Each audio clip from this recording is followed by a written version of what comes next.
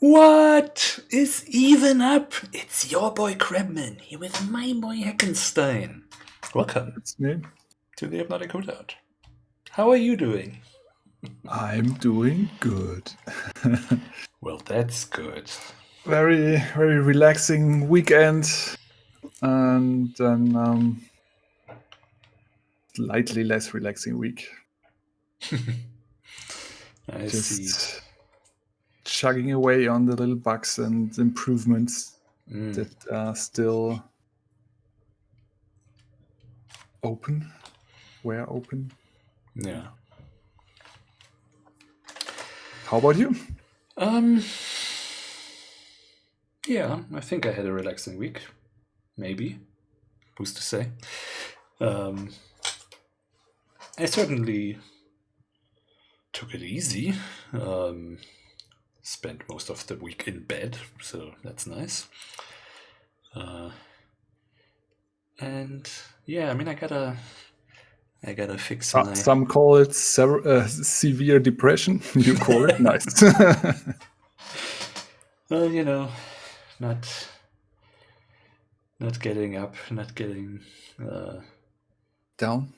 Yeah, not stressing. Basically, that was the attempt. But yeah, you gotta fix my sleep schedule. I think. Last night obviously I was watching someone stream The Wizard, so that got a little bit late. I think I went to bed at 7:30 then. So yeah, maybe I gotta see about adjusting that. 7:30. Wow. Let me just try to log into our chat here to interact with all the things that are written there. Sure. And all right, now I get it. Oh, all this security.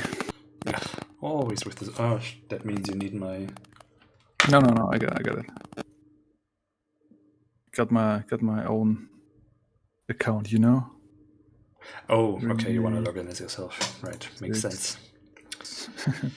9. 9 Yeah, 9. okay.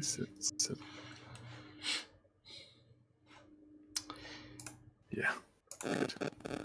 But it's not night mode, but okay, I don't know. Do you have your phone right next to your mic or something? I'm getting some interference. Does it look like that? No, I've got it somewhere else. Far away. But now it's not on silent and it's too far away for me to get. Yeah, I was also wondering where mine is, but I guess as long as it's not here, we can't hear the zip zip whenever my wife wants to write I in. don't like that my beard is like on this one side more bushy than the other. Oh yeah, I have that with this website too. I always find it very noticeable that it's a little bit more over here. Yeah, I do a lot of this to kind of fix it. Exactly. Yeah, I think I'm gonna rock this beard until the new year, and then cut down again. Oh.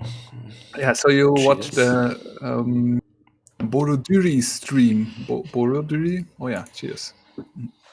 Yes, I did.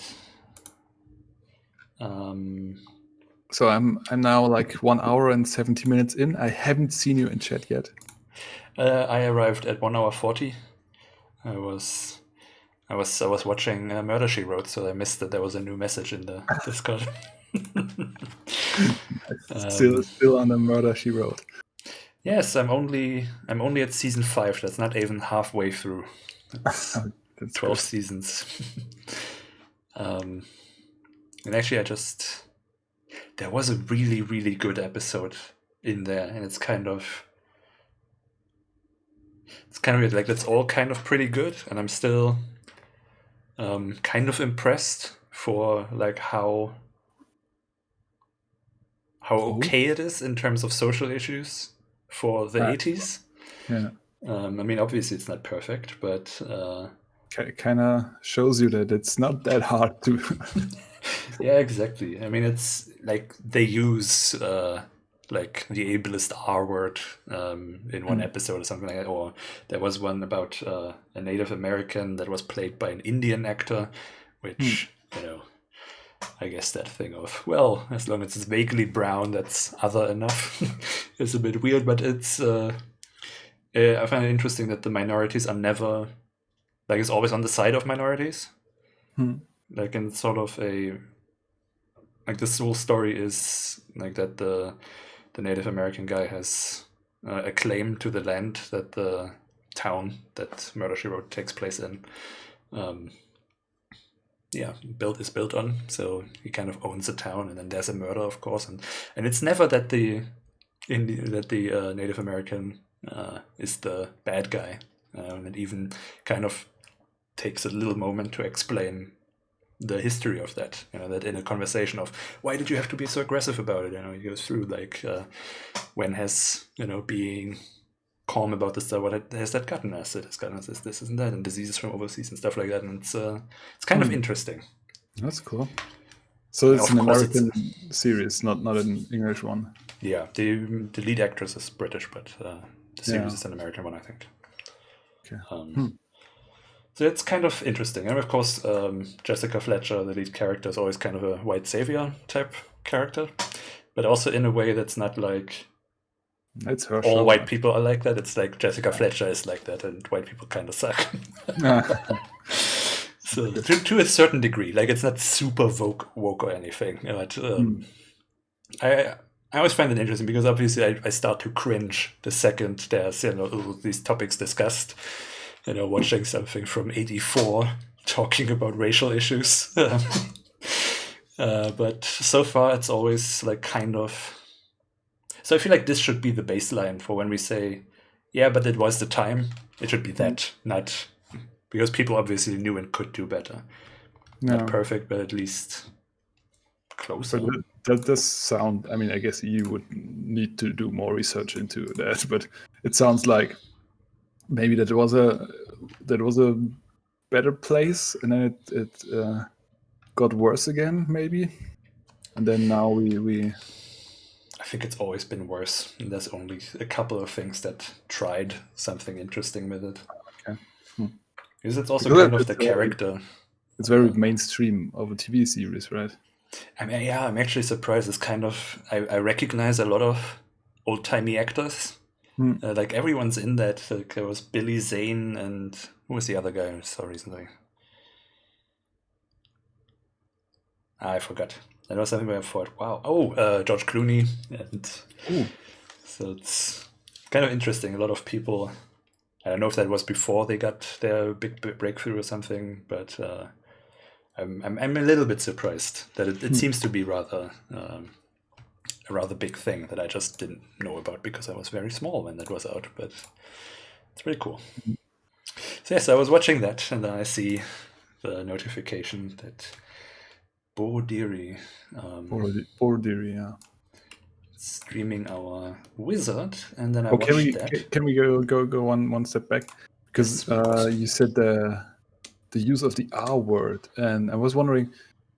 I saw recently like an old-timey informational video about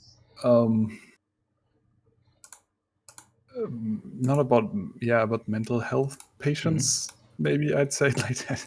Yeah. And they had like categories, and the R word was actually just the worst form of that.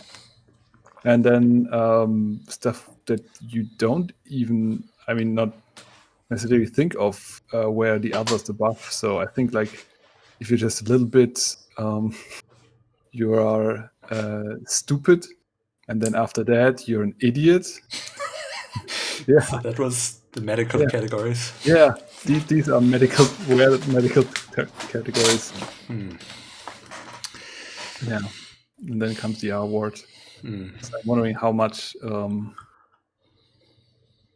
of that is still like in these other words too. Like, should we say idiot and stupid anymore? I don't think I use these very often, but well, I think that those are also like I've had this article open about how stupid is an ableist slur. It's very long, so I feel like I never have the time to actually read it, but because I love those words, and the part that I read of the article and I wanted to check it out more fully was sort of talking about how, well, the problem with slurs is, of course, that you want to insult and hurt a person, and that in the end that may hit the wrong target, right? Because it's, of course, always the most vulnerable who carry the brunt of that. Like if we normalize calling people stupid, then of course people who are differently abled or something. Is that the correct? Neurodiverse, I think. Yeah, neurodiverse.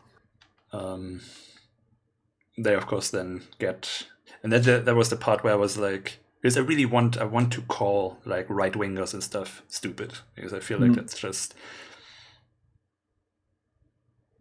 part of me is like that it feels appropriate, also because people are like so hung up about smarts. That it's such a fun insult, and I want to hurt these people, because they're assholes and they hurt people. I want to hurt them back with a hurtful insult.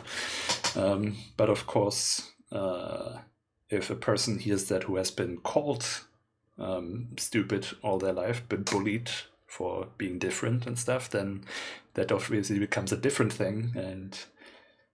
And yeah, those are the types of things where I then kind of start to get what the problem is. Because of course, to me, I only want to call those people stupid, and I don't think that the other thing is stupid or should even be the category. I also felt the way about the R word, that it's like, no, disabled people aren't that. They're not stupid. They're just, Differently abled? Different. Yeah, it may be that. Wait, let me check if that's differently abled. No, I think I just made that up. I think neurodiverse is probably the best way to describe that. Yeah, I mean, it changes, of course, what people are comfortable with. And okay, it is discouraged. Okay, so differently able, it is discouraged. Yes. Okay, then not that. Because of the different.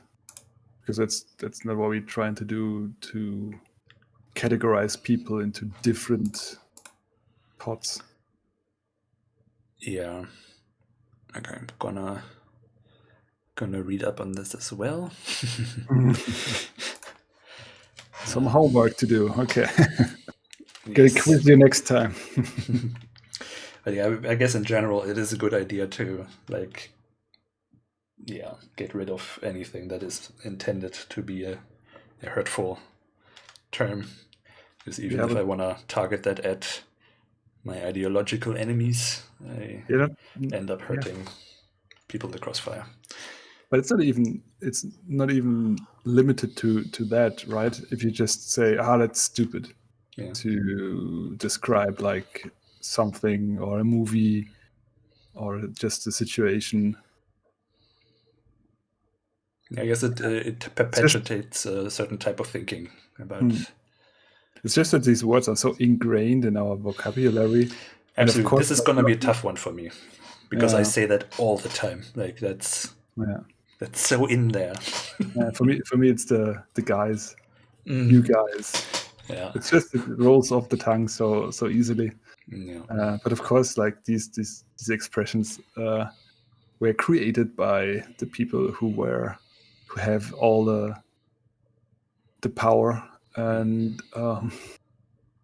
and changing this should be the right thing to do. And it's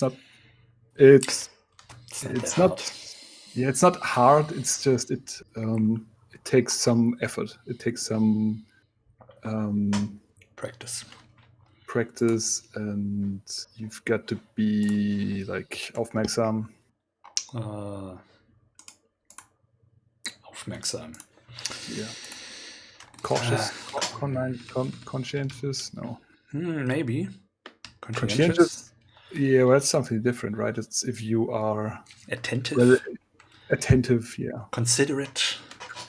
Yeah, it's thoughtful, not even mindful, observant, keen.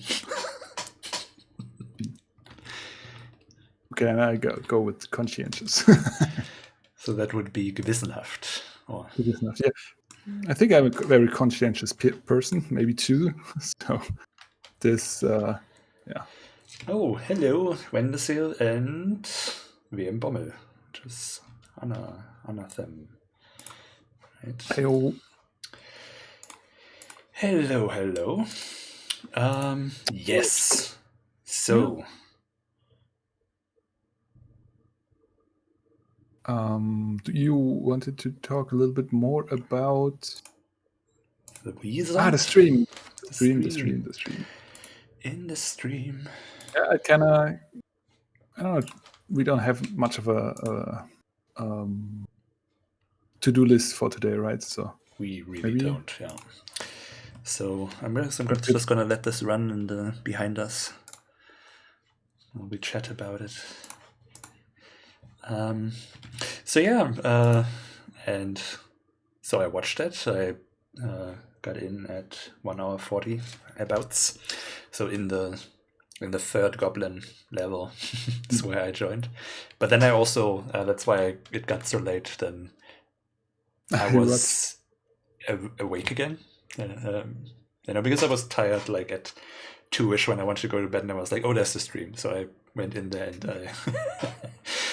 I watched it, and then I was awake again. And so I watched the beginning 90 minutes, and yeah, it was very, very charming and fun. I also kind of really like that two people playing dynamic. Yeah. Because there's just conversation happening, and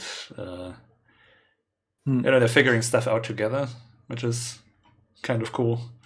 Yeah. And yeah, it was just really, really fun. I always like watching people play this, especially for the first time. It's like very interesting to see how people take it in, how they start to understand the game, how they figure out the strategies and stuff. That's, I guess, yeah. And he was really perfect. Like if all our players would be like that, alert, conscientious, they would figure it out like much easier. I mean, he actually read like that you can drag the tiles. He kind of forgets it every now and then, I think. But yeah, that I really liked that he read that.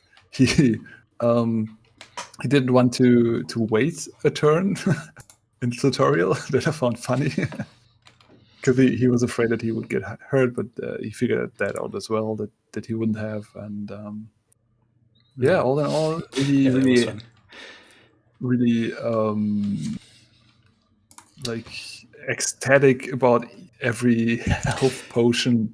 That was really nice. Also, when they found the new spells and stuff, and I was like, "Oh, that's really cool. That's really good. That's really fun."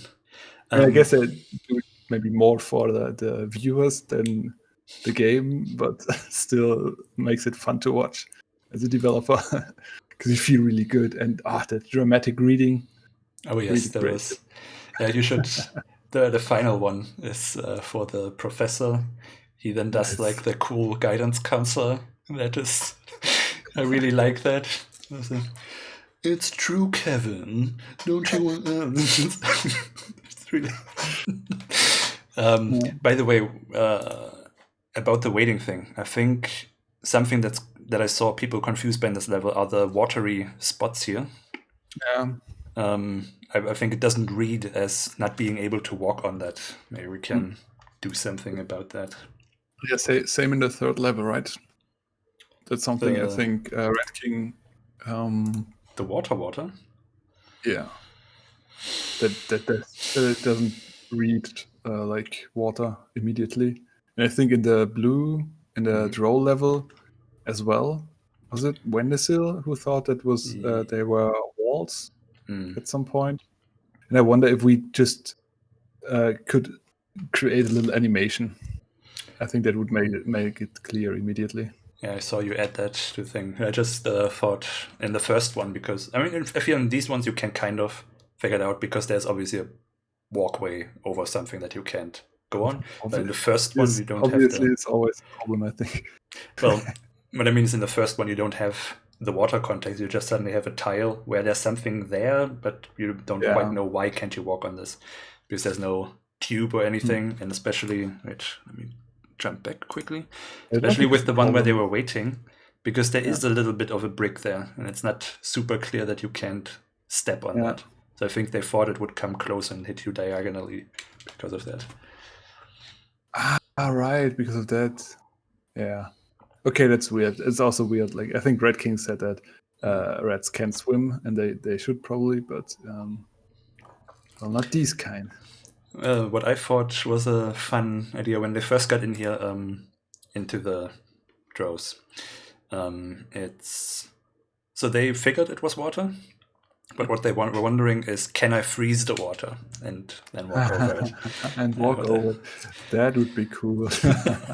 I thought that too, but that would probably introduce a whole slew of problems. Like, does it melt again? Or does if you're on it, if it melts? It melts and then you fall down. You're still you just die. Yeah, of course. You're getting wet. You know that wizards can't swim. That's true. But yeah, so this was really a lot of fun to see. So yeah, and I'll probably check out some more of what he's doing. Kind of enjoyed the vibe. Yeah, want to do a highlight of Wendesil stream maybe too, and Womba. At least I think that these two streamed the game as well. Wasn't there someone else even? You came in with the Hypnotic All Games account. Yes. All official. I wanted to be sure that. Oh wait, no, that's us. Thanks for hosting, Wendesil. As always, yeah. Wait, where do I find this videos? Ah, there we are. I mean, we saw when we were there, obviously. Yes. But still, I wanna. Sure. Oh, of course you are now. All right. No, it's the wrong side again. Well, I'll put you underneath. It's easier. To point. Yeah, it's interesting. Sorry. Yeah. If you want to go on about that, yes, I do, because I found it really. So, like,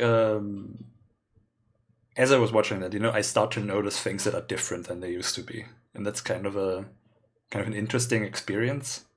I feel like, especially, like, there was a new update just recently that changed a lot of stuff about the enemy behavior, right?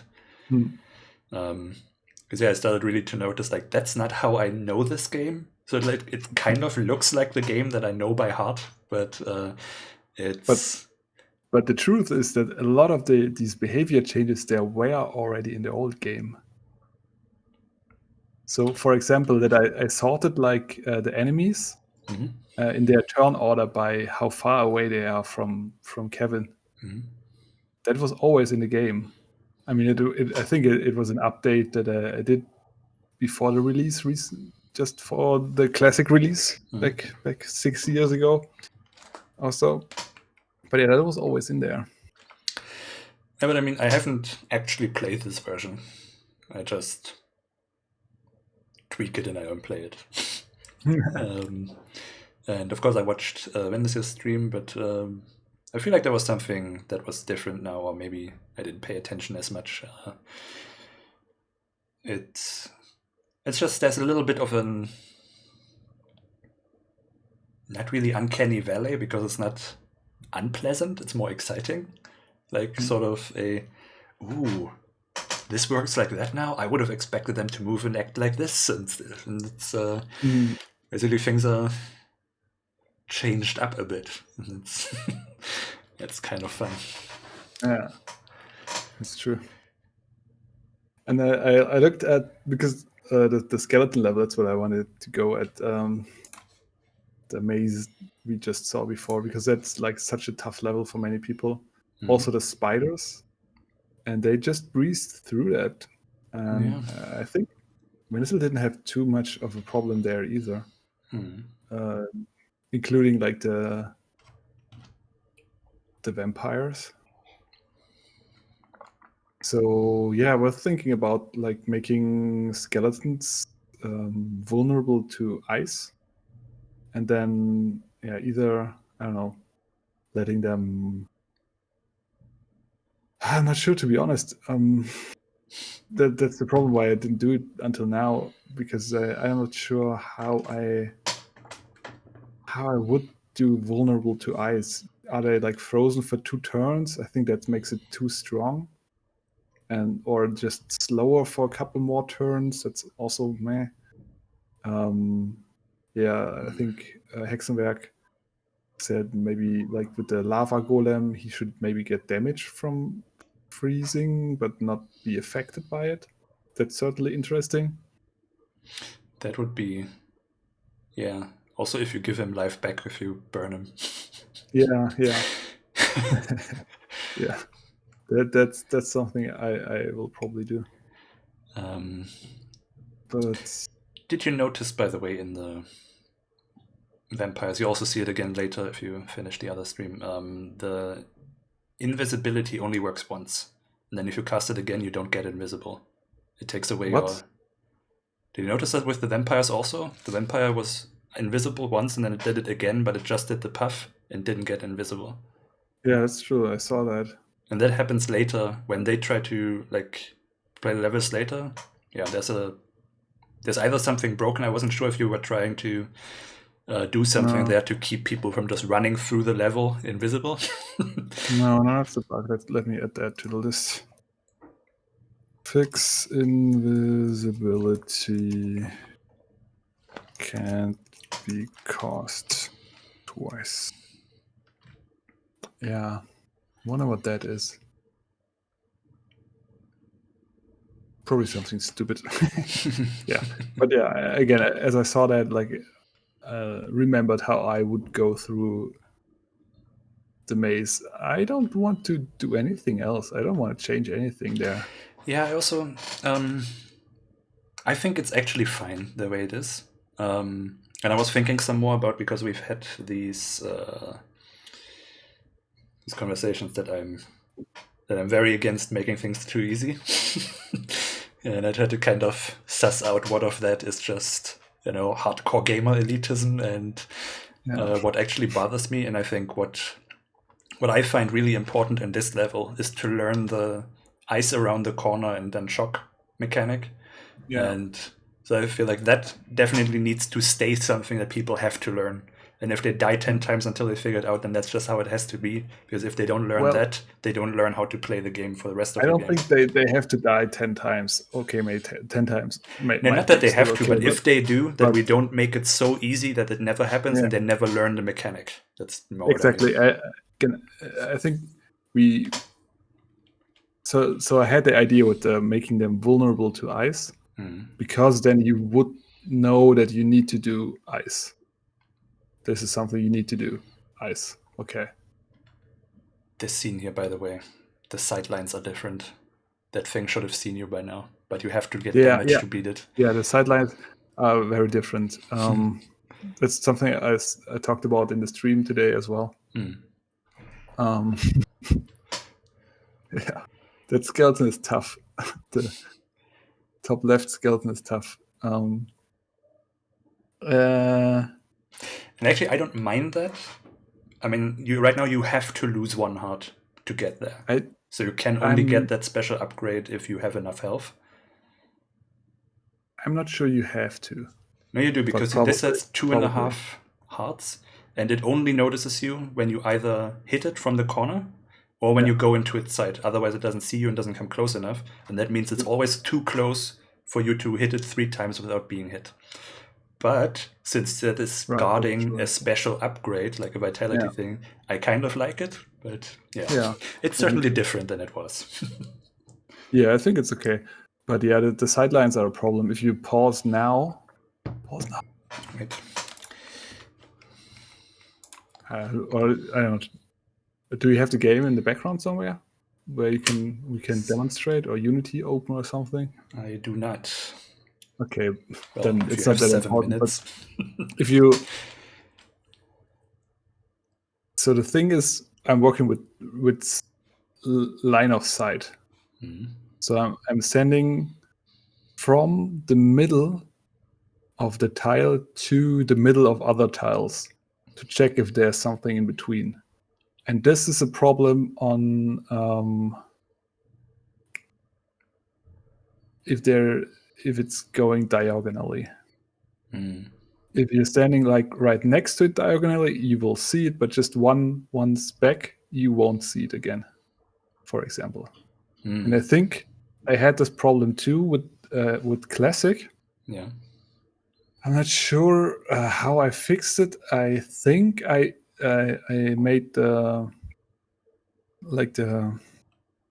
what in Unity is the box, the collider boxes, just smaller a little bit on the edges, so it would go through the edges. Another way would be to send from the edges, from the corners of the tile you're standing on to the middle of the others, to see if there's one that can be How did you used to do that? I don't remember. As I said, I think I used to make the colliders a bit smaller. Did we? But it could also have been just doing it from the edges or something like that. I mean, did we have colliders in the original? Wasn't that? Yeah, not really colliders. I think we worked on the sprites, maybe. But yeah, maybe there's something that needs to be improved. Maybe it's fine. I'm not sure. Maybe it's fine. Let's see, what are you doing here? I'm kind of at a point where there's so much things I still want to do and want to improve. I'm waiting for people to point stuff out. To fix it, because that for me is like, okay, that's something people can notice. Maybe I should improve that. Because I often just do stuff that nobody notices. I think then sometimes that's cool because it's like the little bit that makes something really interesting, I think, or like a work of art or a work of your heart's desire. I don't know. A work of passion. Passion, yeah, that's a good word. Yeah.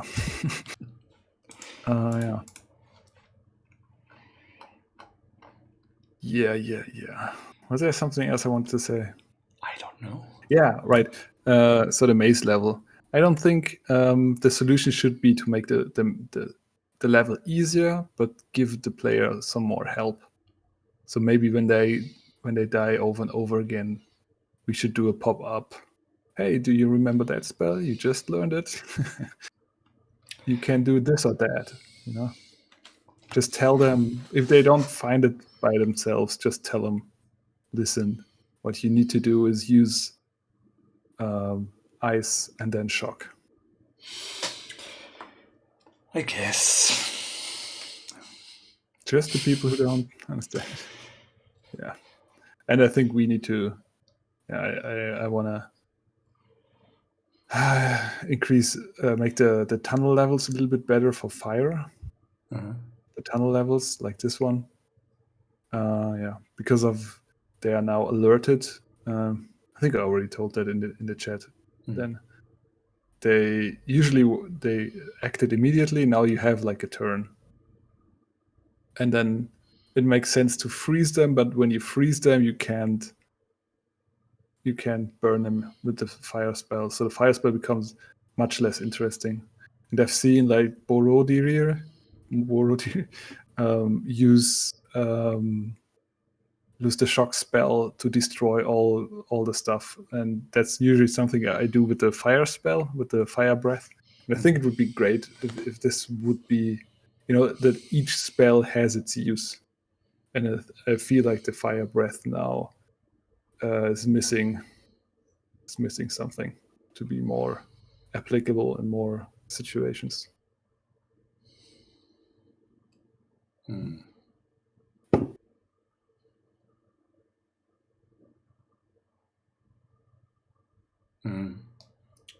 Yeah, I was just wondering if there's something. Because I mean, the combination of freeze and shock is really powerful and very necessary. If there's something that can be done, that there's other spell combinations that have also this, so you really have the option to have different playstyles. Because I guess right now you kind of still need the freeze shock playstyle mainly. Yeah.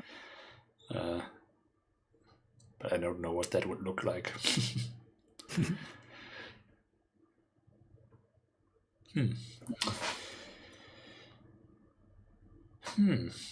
But yeah, it's a lot of fun to be in a situation to watch people play the game and then yes, find stuff to improve and have the time. Yeah. I was just thinking, what if you could upgrade the ice? Like if we do, and we talked briefly about doing more, or if like a skill tree type thing would be something feasible. If you could upgrade ice to not be affected by fire, so that you can, use new combinations and stuff like that. Yeah, I wonder if this would maybe. Well. Yeah, that could be a cool thing, like that. It's not canceling, but it's overwriting. So that it's. I mean, of course, you would have to then level ice mostly to get. I mean, especially if we have like a mana, or that you only get the XP from like actually affecting something, so you can't grind in thin air. Then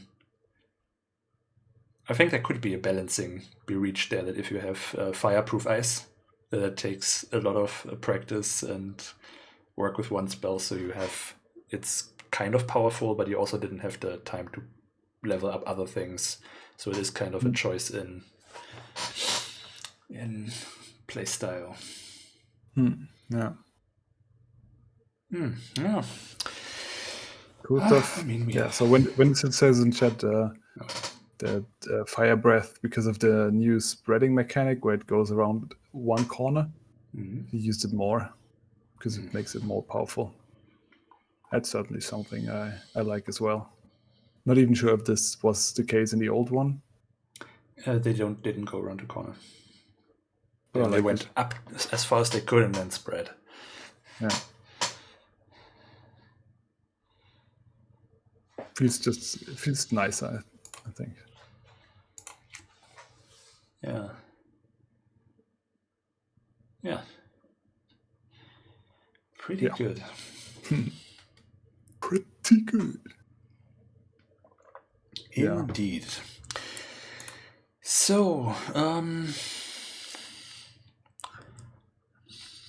do we want to talk about the launch? Yeah, the launch. I guess that also happened at some point. Yeah. So, I mean, I guess most of you were there. Can give you a little update about how it's going. And I guess it was a soft launch, huh? Very soft, yes. Yeah. I mean, we sent out like the press releases the day of or a day before. Yeah. So didn't schedule like 10 people to immediately rate the game. So we have a rating. I think we could have done a lot more to make this like an optimal launch, but also given that it's that it's just early access. Mm. I think many outlets don't really care. Yeah. But at least, I mean, we have a lot of streamers now that email us, or a lot of people pretending to be streamers. We'll see if we'll have some word of mouth thingy going for us. Yeah, it's that part is really interesting because the key scamming that obviously happens, and we're just getting bombarded with requests for free keys, and everyone's working in teams of 2 or 3, so they need 2 or 3 keys. Everyone needs to. It's also, why do we need 2? Because we have 2 editors who write about the game, and then sure, you got. That's interesting. I mean, of course, so my basic checking of what we're getting there is, I mean, we kind of said, whatever. It's not like we're losing sales or anything. But I still do like a basic check. So sometimes people write with the email address of a very unknown YouTube person, and then when you check their email on their YouTube, there's no S in the end or something like that. And they're like, this and that production, but the email you got is from this and that productions and things like that. So obviously I don't send it to those people. But there's a lot of emails I'm getting that come from various foreign game review sites. And when you go on them, they have loads of reviews on there, also for like years. But these sites all look the same. The emails look the same. They have the same formatting, the same HTML tables with the same colors, how they have the emails and stuff. And so that looks like a really elaborate scam. It looks like a legitimate, like a small review community. I mean, so far I'm still sending them that. I'm giving them the benefit of the doubt, and I'm just gonna, if there's no review up in a week or 2, then I'm just gonna invalidate all the keys. I'm keeping track of who I send what. So, well, these are scammers for sure. Oh, absolutely. It's kind of interesting, like how far they go. Like there seems to be a template that people can set up, and it just populates the whole thing with hundreds of reviews. It's interesting. Yeah, that's it's what these Russian key scammers, I think, started doing. Yeah. To look more legitimate, they would set up just a website, and they're basically just collecting just collecting games in their library for some reason. That seems to be a thing, like people bragging with how many games they have on Steam, and then for that reason building a website and writing all new developers. Yeah. But yeah, I don't know. I think to some extent I'd like to I don't like the obvious scammers. I mean, I want to give it to every little streamer, no matter how small they are. Yeah. No questions asked. But I don't like people if trading the keys. I think that's where I draw the line. It's okay if you want just a key for your collection. Okay, if this is so important to you, go ahead. But don't give it to other people. Like, don't trade these keys. And I'm wondering, because I get emails as well at my private email, not my private, but my personal work email, if they're writing us both in the hopes that they get keys from each of us. Well, unfortunately for them, I don't answer. I leave it all to you. Yes. And that's what I've been doing most of this week. And yeah, I'm pretty sure by the way, it's useless. Yeah. I think we should maybe set up Keymailer or Woovit. Mm-hmm. I think we have company accounts on both, and we did this for the Pepper Prince as well. just feed the thing with a couple of keys, and then yeah. Yeah. You want to go on Womba's stream for a bit? See what's the... I think it's Womba.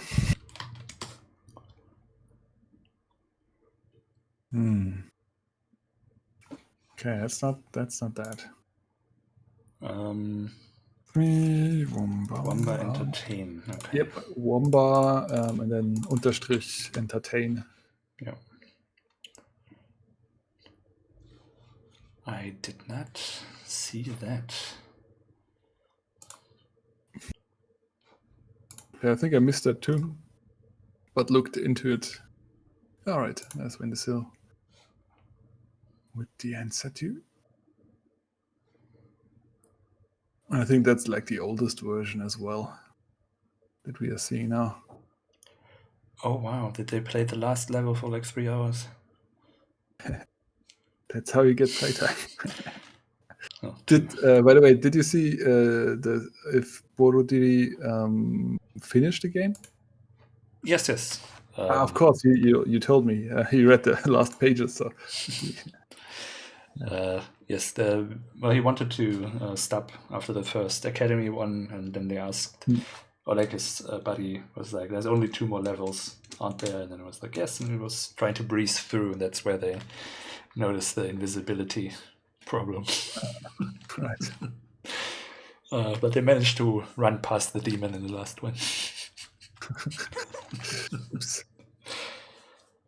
I think it might have been impossible last time, but yeah, we could like make the demon spawn the exit, so you have to kill him. Spawn the exit? Oh, I see. Yeah, so much cool stuff to do. Yeah, today, I don't know, for people who didn't watch my stream, today I did some improvements with so the spell levels will be a lot tougher. You will have to do 50, but for the first level, for example, but then we'll add some spell pages, so you can collect some points. I'm also wondering about making it possible to just level up the spells by doing them without hitting anything. But I'm so I don't like it, because I feel like it should be possible to just practice the spells if you choose to. You don't need to hit anything with this. I feel like you do. I mean, you're using magic to affect something. It's not just to affect the air, and so I feel like it's kind of like you need a training partner for sword fighting or whatever. But it's just a spell you cast by yourself. Yeah, but it's okay. Whether it's realistic or makes sense or whatever, I think it's like not a fun mechanic that you can just grind by casting it in the air. Yeah, that's the problem. I mean, when this Borodiri dude noticed that, he was like, and then he just did one spell to level it up, and I don't want that. I don't want that either. Yeah. Maybe I'll prevent that tomorrow. Because if the spells are like higher, I can see like people getting upset that their spell was downgraded and just going repeating it, and that doesn't sound like fun. That's not something I want to make people do. Yeah. We'll see, because it's a bit too fast how people level up their spells. And then I fixed the shock and did a little bit of other stuff, like the spider webs are now much nicer. So now you can walk through the little parts. Ah, nice. Nice. And yeah.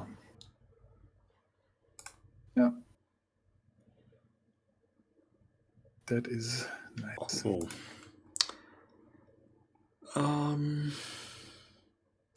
Do we want to look at or talk numbers? Or is that... Well, why not?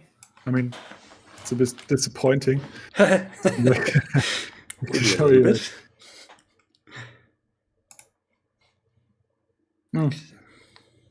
It's not really a question for the stream, but do you check Ankita's account now? I do not, actually. Yeah. It's true, I should. Yeah. So I'm just going to read Wendisil for a second here. Yes, please. Yeah. So the question with the bosses, having to defeat them to get a key or something to progress. Yeah, I think something like that would probably be appropriate. So you can't just sneak past all the bosses. Definitely. Although, then again, why not?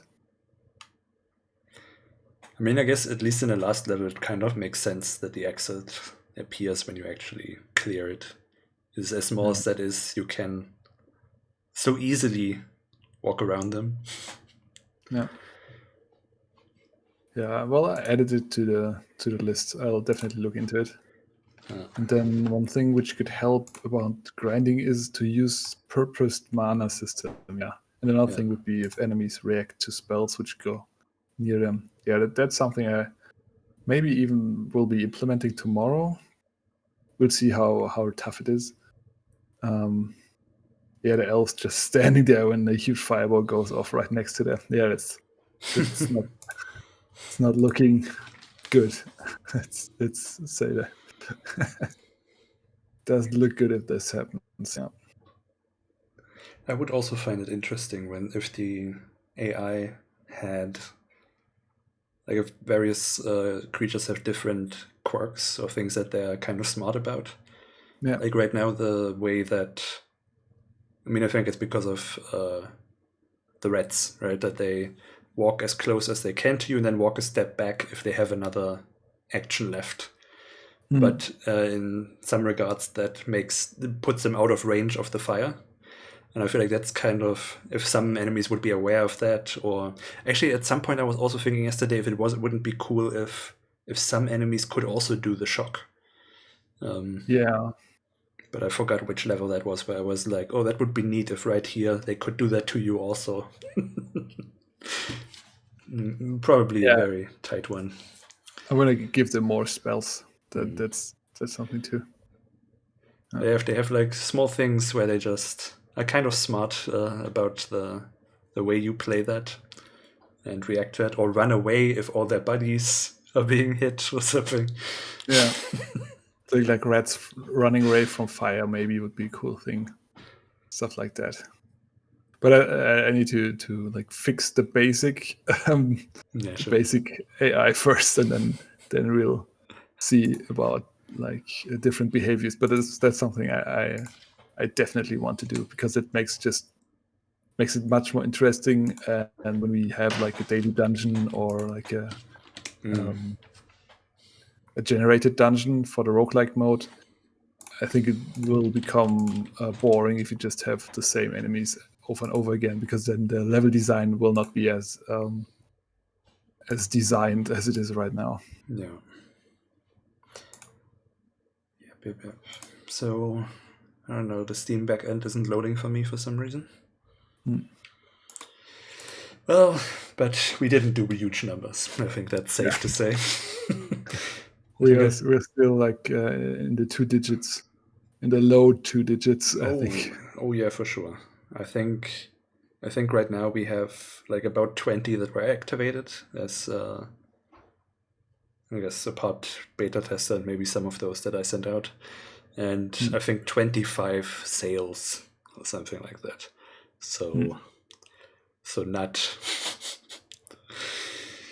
not really what you want to see, but also I I ended up naming this episode Postpartum Apathy. It's kind of... I also kind of really don't care right now. Yeah. Kind of, we put it out and it's like just another Tuesday. Yeah, it kind of is, right? I'm also not upset. It's just, it's like it is. I still have hope that eventually people will find this game and tell it to their friends, maybe. Yeah. Because it's a good game and it worked for the old one, right? I mean, we had lots of players of the old one. Yeah. So it should be. We'll see. Yeah. We'll see. If it's a good game, I don't know. It should find a player base at some point, I figure. One should hope. Yeah, I guess we'll see. But I'm kind of wondering if that it was as successful in Congregate and stuff is down due to that there's a lot of crap on Congregate. Now that it's on Steam, it's not as remarkably good. I mean, the most... There's way more games on Steam as well. Yeah. And of course also better, because that's I remember that most reviews mention that they can't believe that a game of this quality is out there for free. Kind of thing. I think there were like at least 2-3 people out of the 5 that mentioned that, and yeah, well, we'll see. I think we still have like the full release. Yes. Yeah.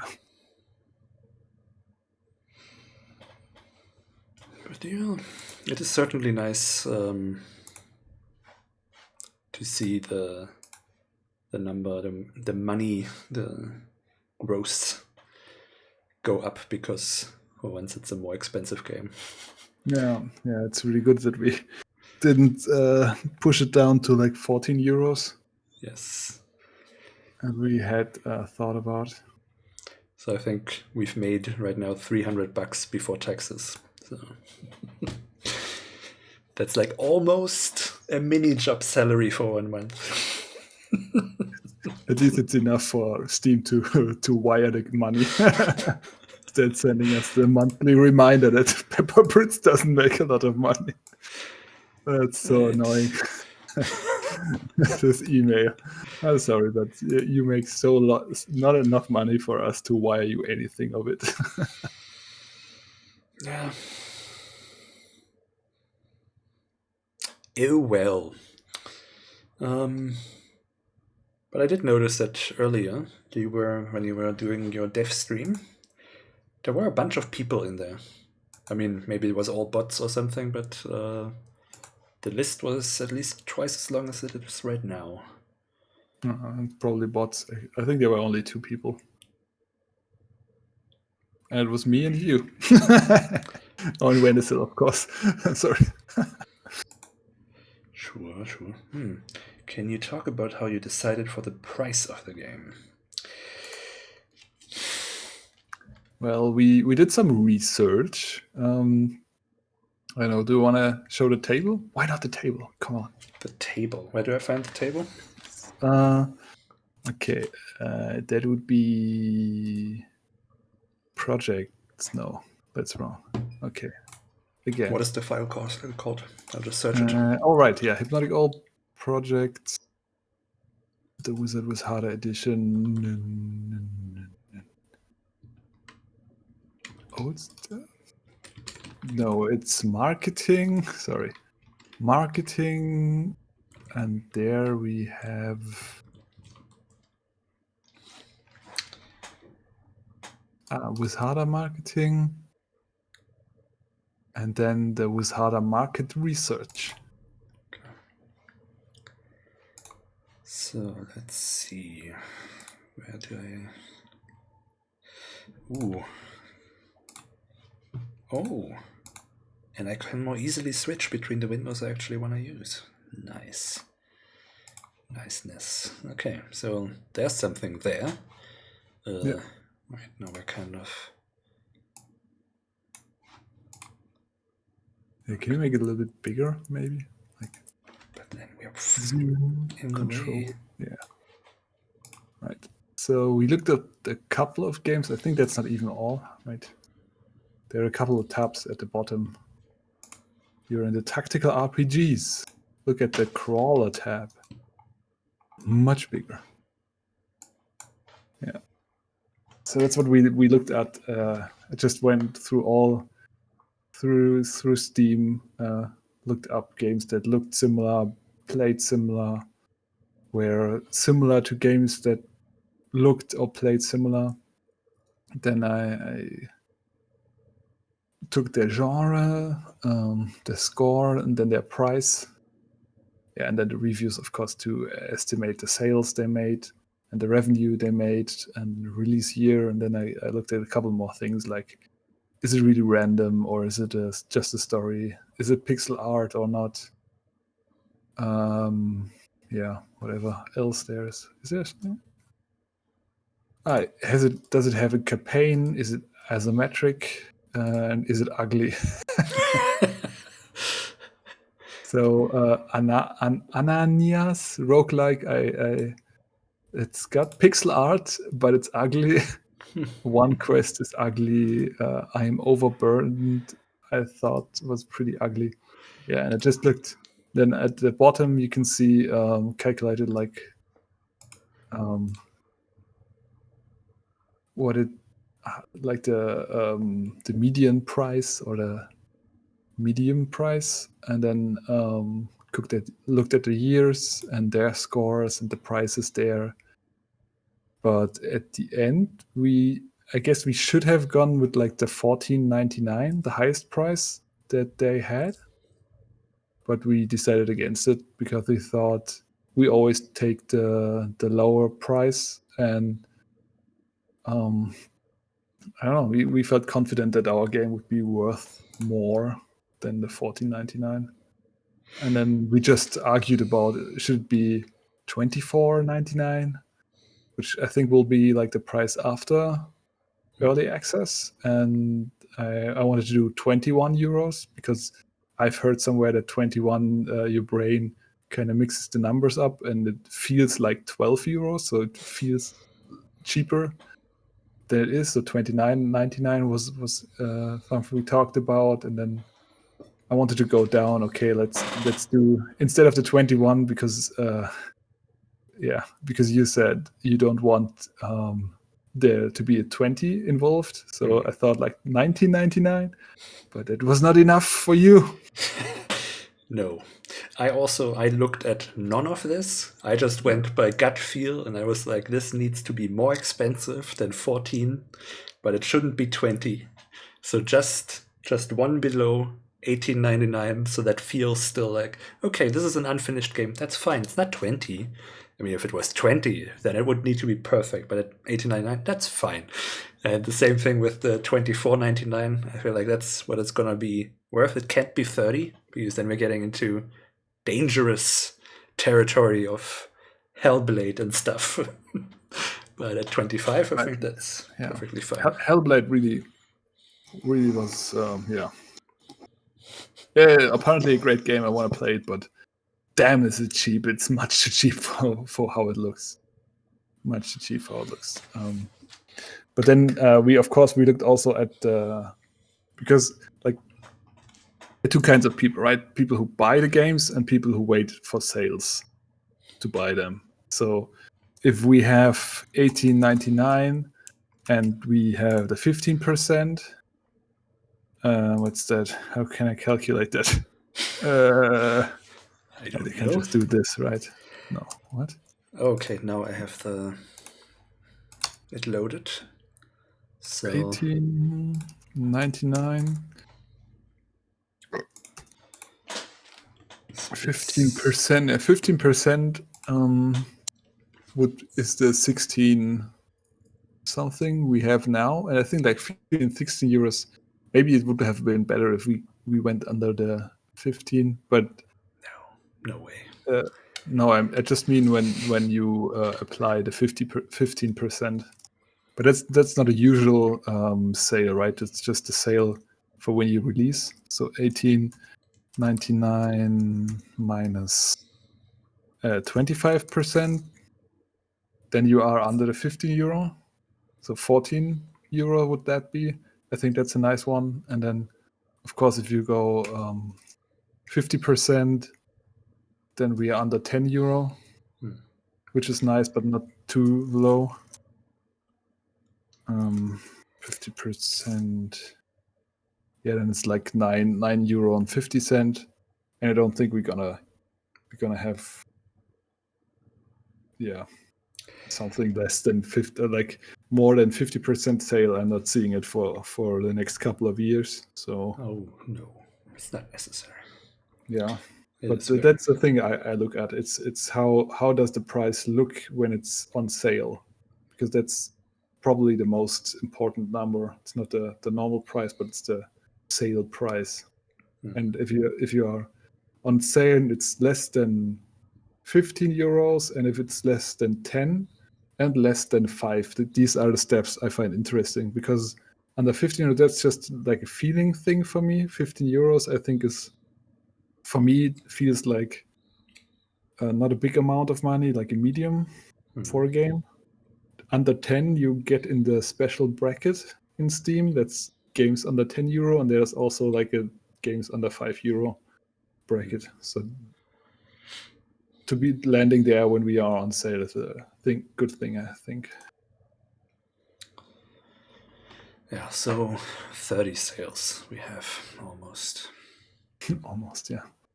29. Are we allowed to show this, by the way? Our data. Oh, okay. I'm going to ask, did we consider contacting a publisher as support for marketing? We did contact publishers before we got the funding, I think. We went on a big publisher search. Oh, this looks weird.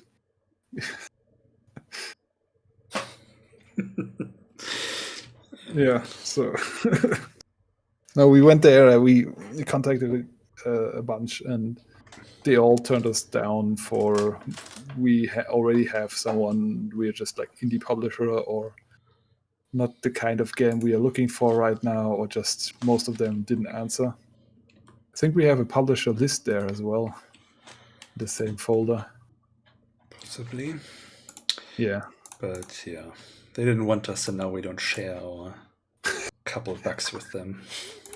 You can look into it, but probably not that interesting. Maybe.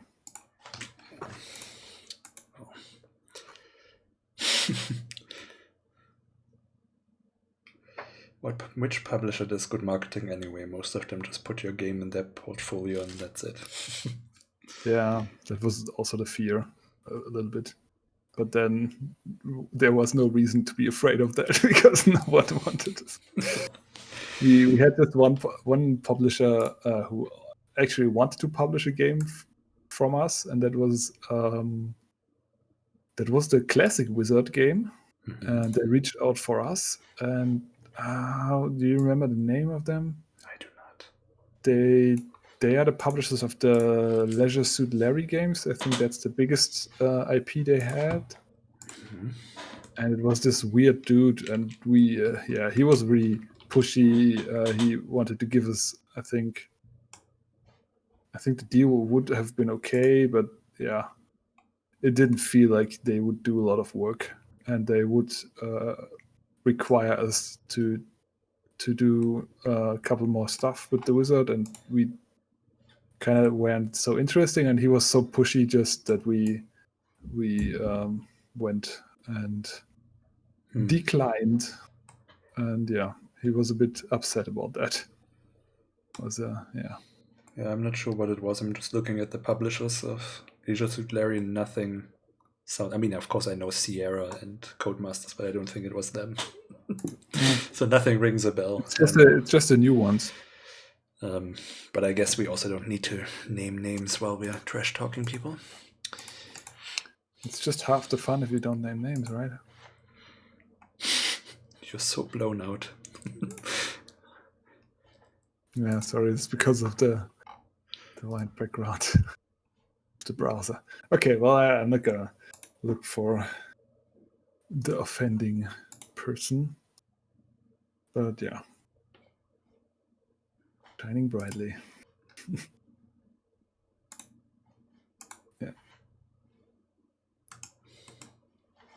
Yeah, so we're not rich yet. Yet. Just good looking.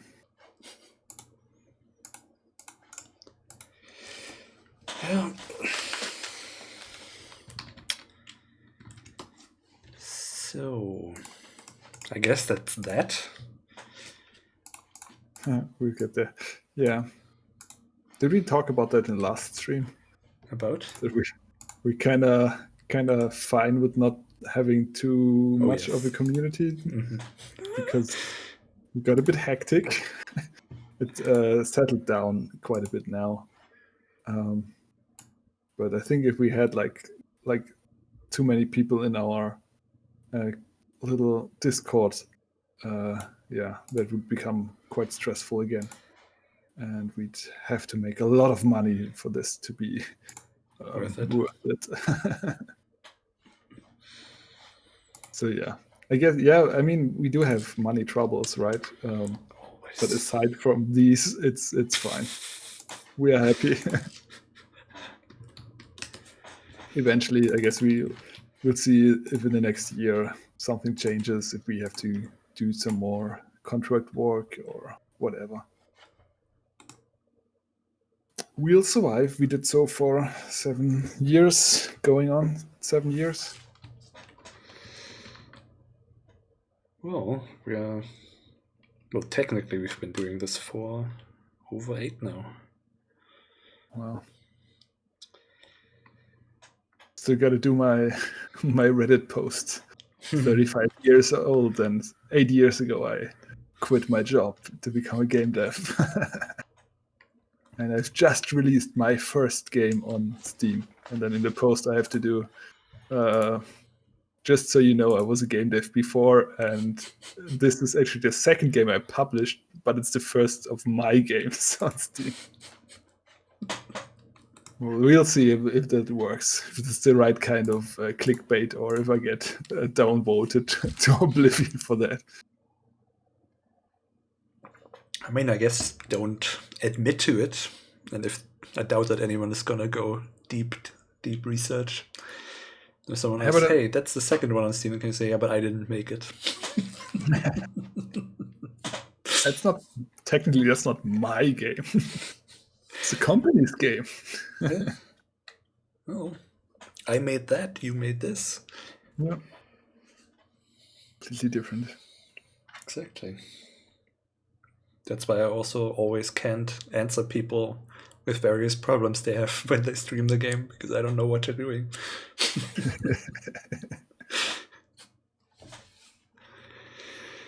Yeah.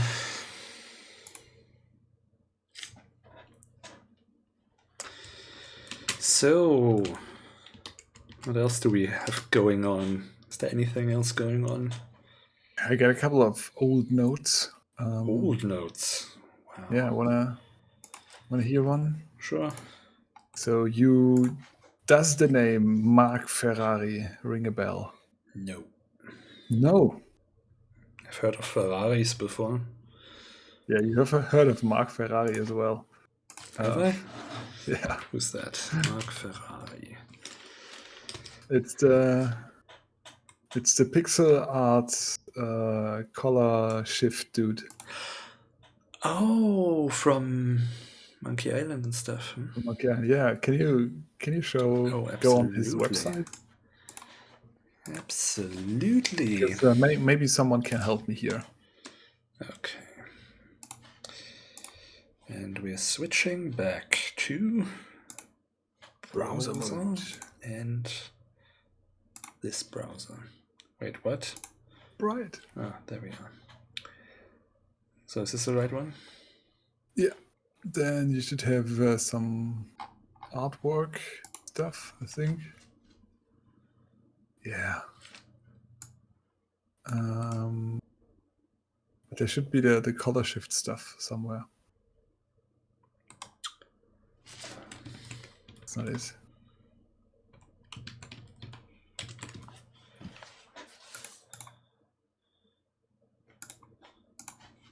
Okay, so this is recent, maybe in archives. Yeah, probably. Yeah, scroll it down. There it is, I think, on the bottom. Yeah, that's it. And I think you can, if you click on one of those. Yeah, I've seen this one move before.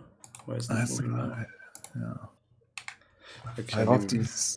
Maybe we can more easily find them by just looking at image Yeah, search. they're all on the website and animated. I don't think you can find them animated. It's not moving. Somewhere else. It's also not moving. It should be moving. Of course not. It's just a picture. But I've seen these move before. Where? Yeah, you have to go on his website for that. But this is his website. It's not moving. Yeah, it's somewhere there. I know. I've seen it. Well, then send me the link. Okay. Let's see. Mark Ferrari. Oh, gotta allow the website. Image archives. 8-bit. Color cycling. Move, damn it. Why doesn't it move? Maybe you have to look for color. No. Okay, so on the website, if you go on image archives, scroll down, then you have the 8-bit color cycling, and then there's a text to view the image above color cycling, palette shifting, go here or here. Yeah, you see the text? Yeah, and then you have to click on that.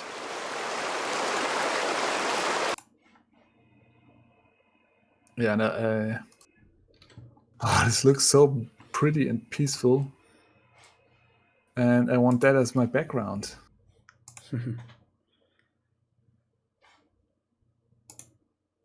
I want that as a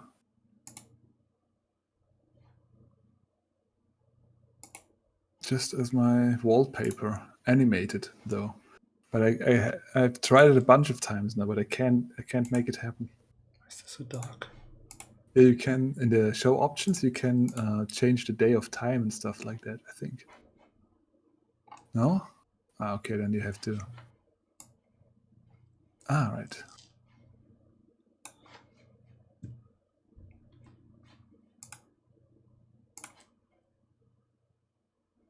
The stream has paused. Crapman has minimized the application. Okay. Right.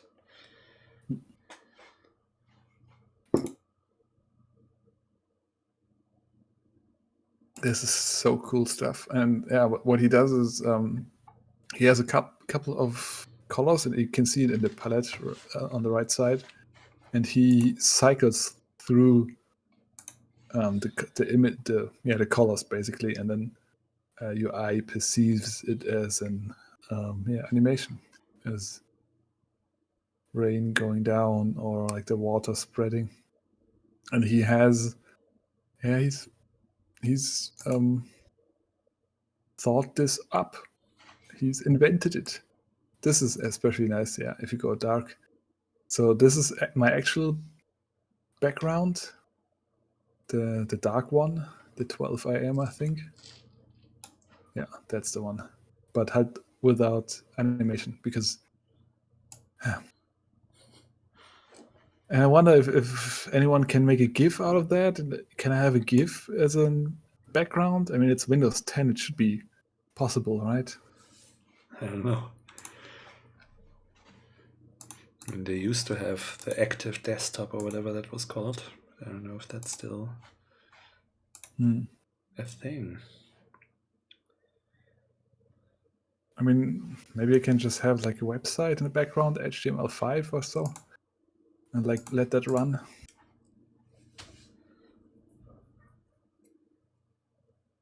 Maybe.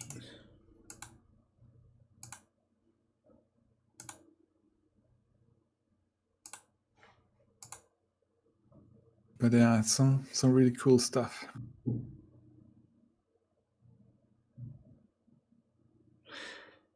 For sure.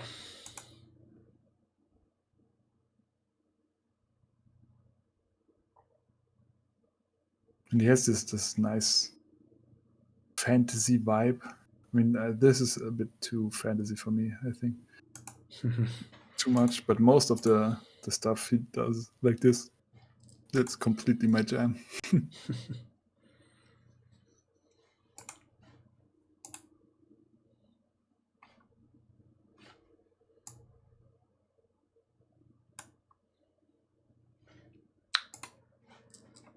Not bad at all. Yeah. And yeah, I think he invented this. Yeah, that was in the Monkey Island documentary. Yeah, exactly. I think he now works on console stuff, or like on all the no, not consoles. He's working on this like the Internet of Things stuff, because now everything has like some kind of processor unit in there and a little display, and they don't have a lot of space, so they're coming back to this kind of animation style because it's just so resourceful.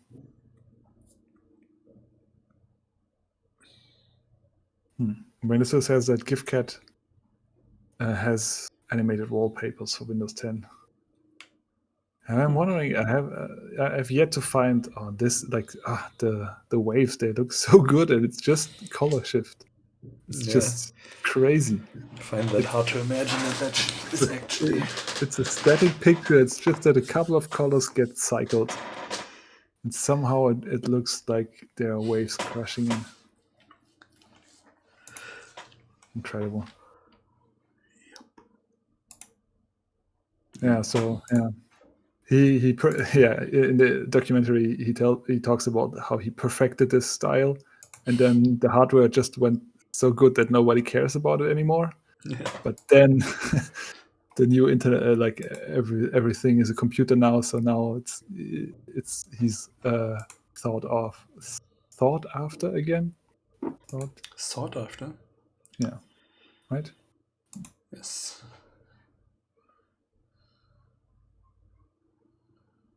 Which is really nice. Crazy.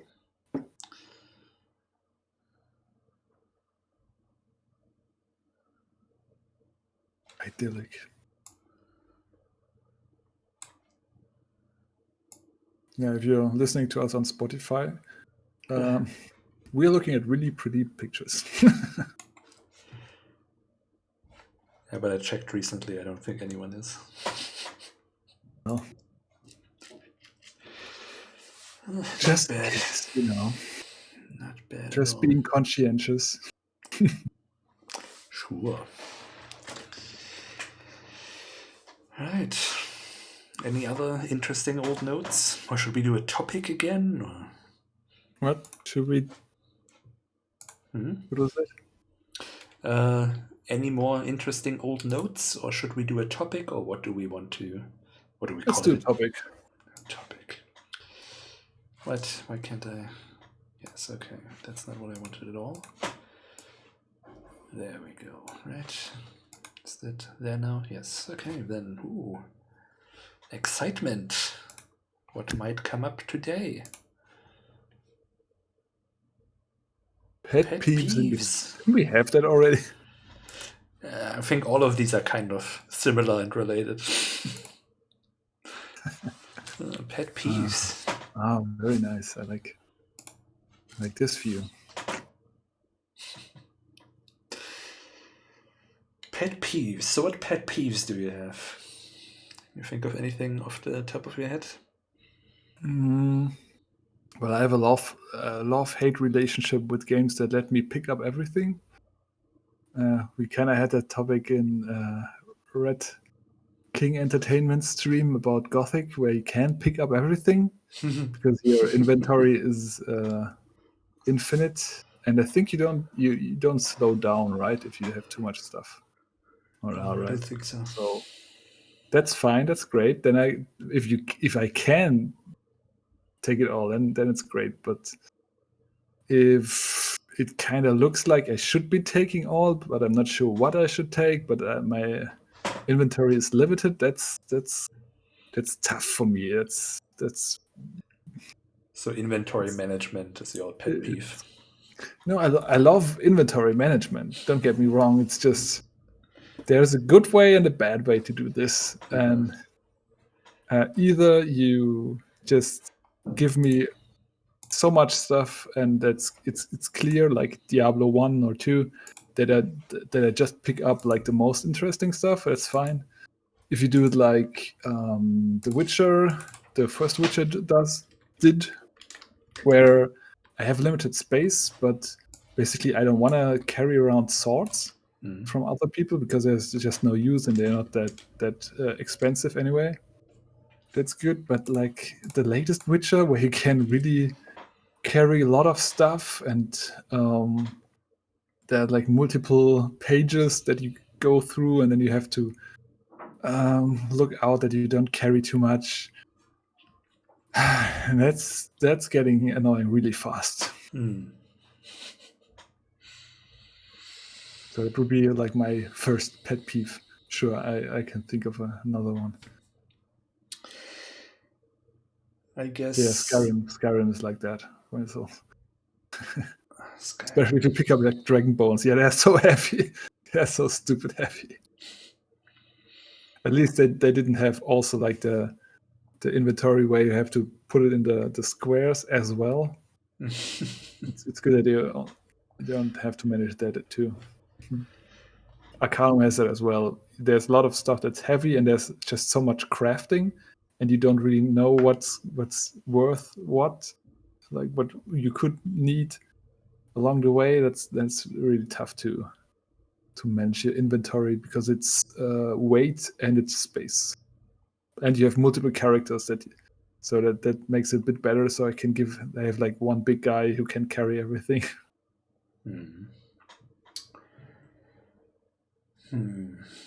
What do I dislike? Accept everything. I think I just that seems so obvious, like the busy work you have to do, or grinding or something like that. Also, like I'm still kind of now and then trying to finish the second Tomb Raider, the second new one. I think it's called Rise of the Tomb Raider, right? Yeah. And like all the upgrades are not that interesting. And it's I don't know. Like I level up, but I also don't care because all the things that they have, I don't really need them. And it feels like just kind of a lazy, superfluous system on top of it. So it feels like you have something that you can do, but it's not really interestingly designed or anything. Like in the first one, I liked that a lot more. The upgrades felt more sensible, like they actually do something, and these they just feel like like token upgrades. And I guess that's also, I was also just thinking, I mean, it's not a pet peeve, I just don't like, I guess, randomly generated stuff. Or like, at least that which I recognize as randomly generated stuff, I tend to dislike because I think it looks pretty empty and boring, and it feels lazy mostly. Yeah, it's not really a pet peeve. Yeah. What's a pet peeve? I hate when games generate things. RNG.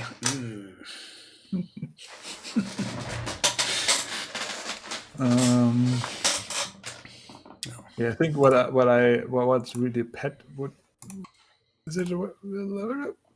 I think a pet peeve for me would be if the game, but it's kind of what we talked about before.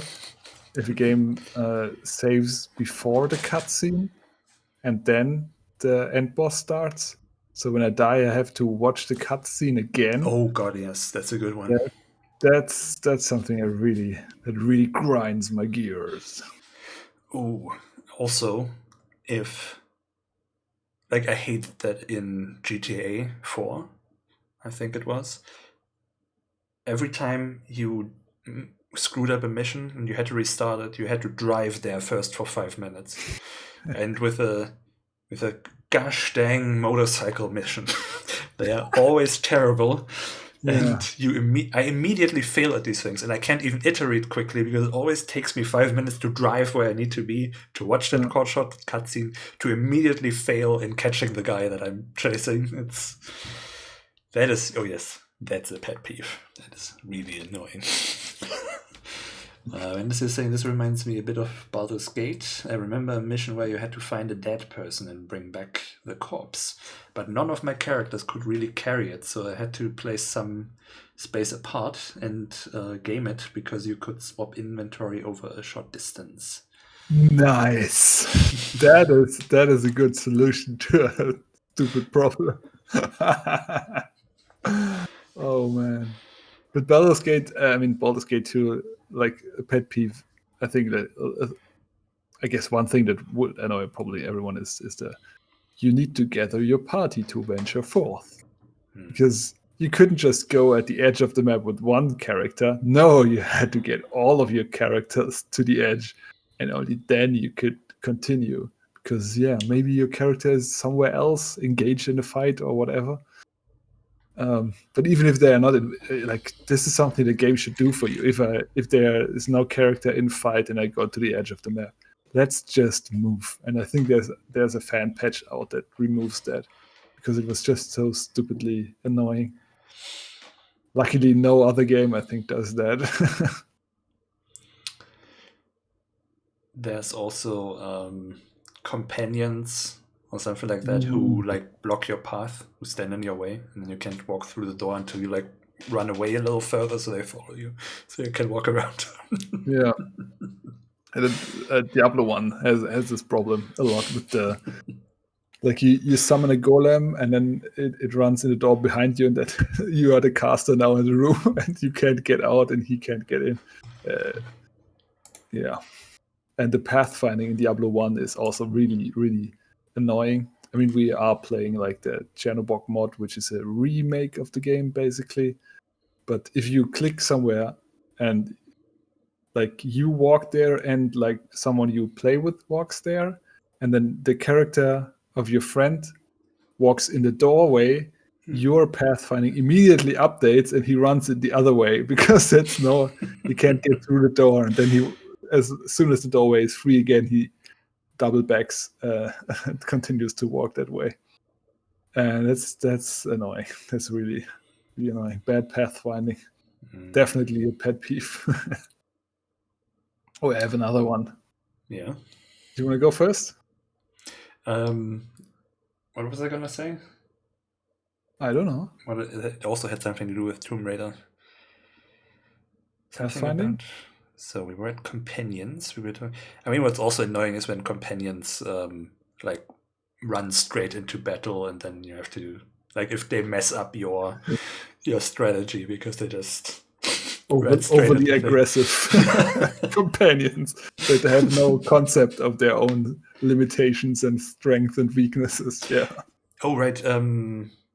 Any kind of running exhaustion type cooldown thing. Like, I don't know what they were thinking in The Rise of the Tomb Raider. You can dive for like 10 seconds. Like, and then she dies. And I'm like, I can hold my breath longer than that. Please stop it with this nonsense. It's not making it more realistic or more challenging. It's just annoying if they die after literally 10 seconds. This was some kind of phase, like, right, with the limitation of how long you can sprint and hunger all that and stuff. like this hunger, right? Annoying management stuff. That's when this is a strong pet peeve for me is non-skippable tutorial boxes. Me too. Especially when I'm trying to record footage, which frees the game. I remember, for example, Sekiro. First time is okay, but if I play it again, I do not want to see the stupid windows. Tutorials. Definitely need to be optional. I mean, you get annoyed just by the pop-up we have there. It's just absolutely. I find it annoying because there's something moving. And I'm like, yes, I know that. Shut up. Yeah. What did you want to say? So mine is a classic video game tropey annoyance. Unskippable intros. Two problems.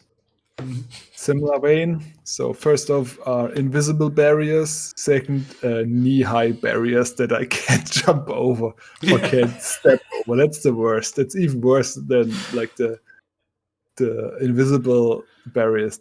These are bad enough. But if there's like a fence and Geralt just can't step over it, can't do everything, but he can't get over this fence. Man, this is annoying.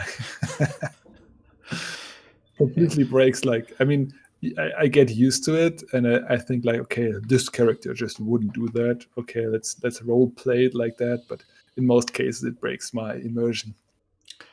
Yeah, that's also this classic criticism of like shooters and stuff. You have like a huge bazooka, but to get through this door, you need a key. Yeah. Somehow it doesn't work there. Right. Yeah. Yeah, I guess in general I just am like pointless tasks. That's why I get that management stuff, and I don't feel like I'm not playing a game to get exhausted after 5 seconds of running. I just wanna I don't wanna play that realism. I wanna play what happens when I finally get to where I need to go bad enough that I have to run there. Yeah. I mean, you do walk a lot faster in most games than you can in real, but it just doesn't feel like that. So with the 10 seconds in Tomb Raider with holding your breath, it's probably not 10 seconds in her world. It's like 5 minutes or so, but still, it's for the experience of the player, right? So 10 seconds is just not enough. Yeah, I was thinking about that because I mean I find these things annoying because they happen too quickly and too much. But if you like stretch them out more realistically, then you really don't need that mechanic anymore. And that's why I'm thinking, why do I need it in the first place? Really, it's just to annoy me arbitrarily. That's why. What is that called? The Kojima game with the balancing simulator. Sorry, again? Come again? The balancing simulator. Death Stranding. That's why that sounds horrible to me. It was like the boring task of just walking through an empty landscape, compounded by having to balance this thing the entire time. Like, now walking is made more difficult. Why? Well, again, you haven't played the game, so don't judge it. I think it could work. I haven't played it either, so I can't judge it neither. But yeah. Yes, I remember. Oh, sorry. When this is saying, yes, I remember some games where a small boulder, not even a foot tall, blocks you, but you have a climb mechanic to get over 3-meter high walls. Yeah. Yeah. Especially games where you can jump, and then you try to jump over it, but run into the invisible wall. It's just immersion breaking. And I think that's why like Tomb Raider needs a breath mechanic, even if it would be like 5 minutes and you never feel like the limits of it, but that you see that she's underwater and there's a limitation just for immersion's sake. I mean, in the old games it was fine. You also had that meter, but it was like, I don't know, 30, 45 seconds that you could be underwater. Maybe even a minute. I never got into a situation where I couldn't like dive into something, into a cave underwater, pick up an item and swim back out. That always worked easily. And yeah. So I don't know what they were thinking, but but this with the jumping right now, that just reminds me of, that's not a pet peeve, that's just something I find super nice in the Gothic thingy.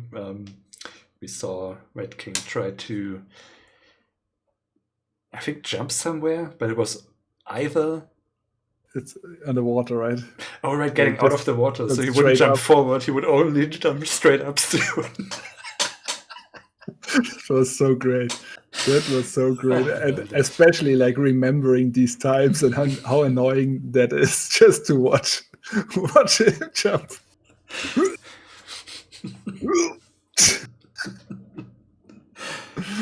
Oh. Another thing which annoys me is fake time pressure. If some mission tells you, oh, some evil will do something really bad, and you can just can 40 hours in the game, and if you decide to go to the quest place, you get something like, how did you arrive here so fast? Yeah, I can accept that. It takes me a little bit out. What I can't accept is time limits. This would be a pet peeve for me. Every mission that's time critical, except if it's like it feels correct, but just like a time limit on something, I hate it. Hate it. That's something it immediately makes me quit the game. If I don't manage to do it immediately, just to repeat it to be faster, not interesting for me. No, thank you.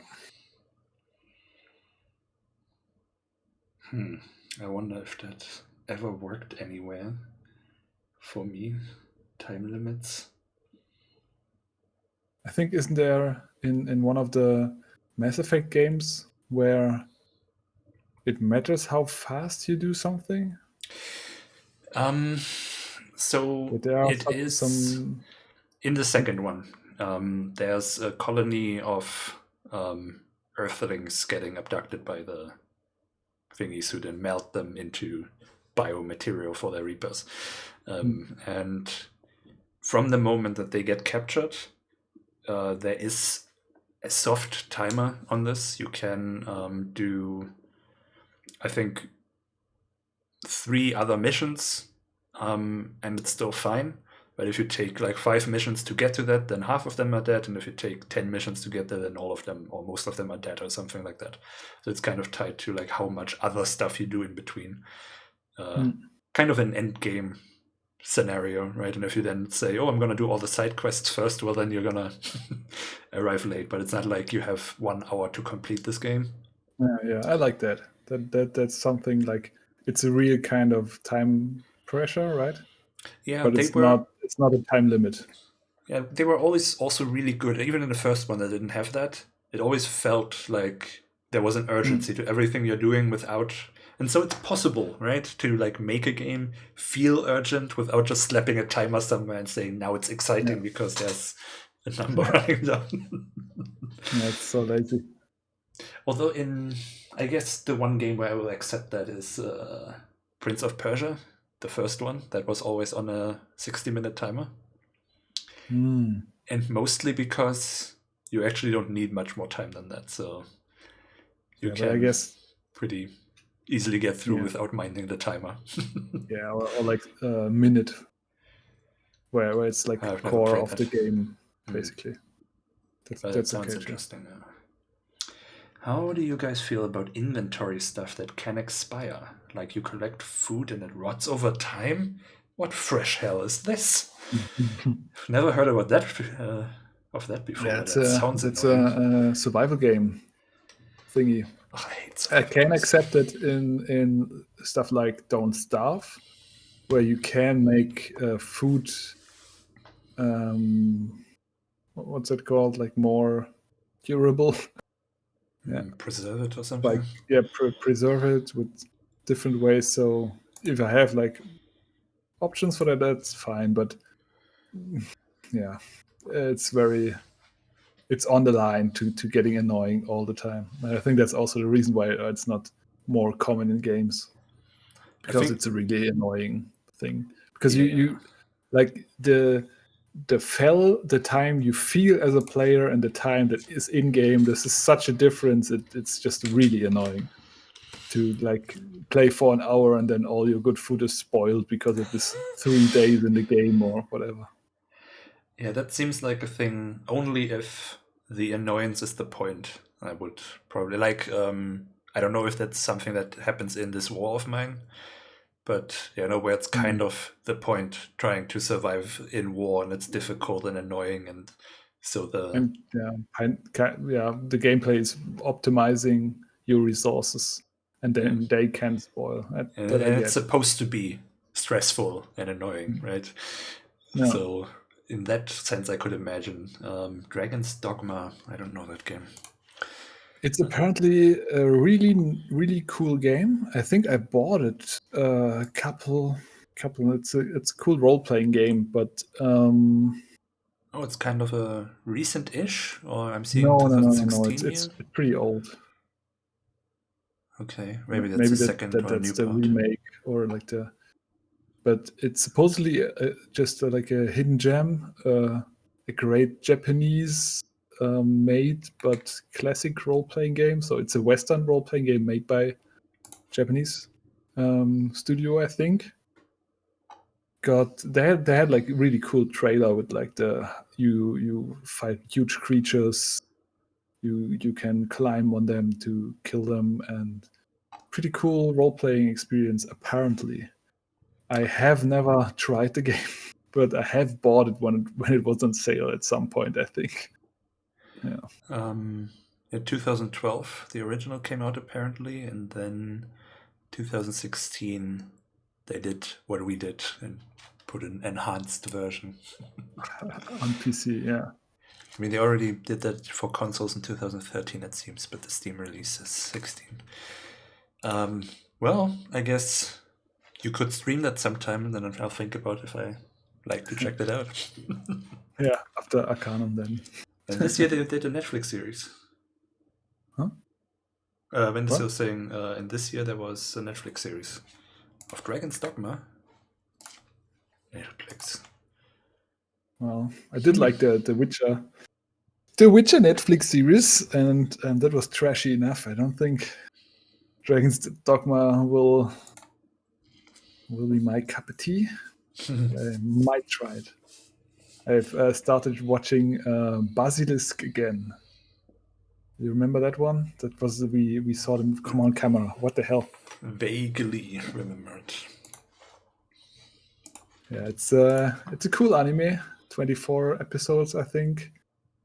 What was it? Ninja Clan versus Ninja Clan. 10 ninjas again, 10 other ninjas, all with cool individual skills and weaknesses and characters. And everyone who dies is properly mourned. Really, really cool stuff. I still like it a lot, although it's a bit simplistic. It's a bit, let's say, male centric, fan survey. Weird. It's got a weird. It's weirdly sexual at points.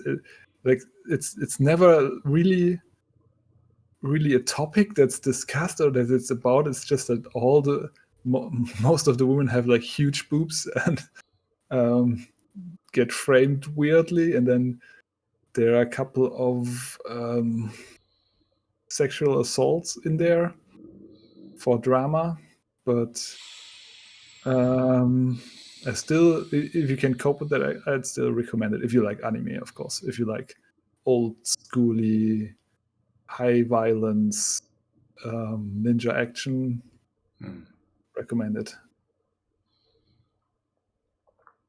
Kind of in the vein of JoJo's Bizarre Adventure, just more serious. And yeah, I don't know. JoJo's Bizarre Adventure, it's become too much. Like there are no rules. What I like about the Basilisk anime is that every character has his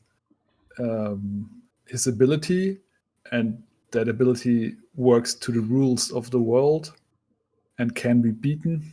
And it's not like JoJo's Bizarre Adventure where they like make up new abilities when they need them and then forget them again for the rest of the series until there's a point where they wanted to use it again. And so, sorry, that's the anime run for today.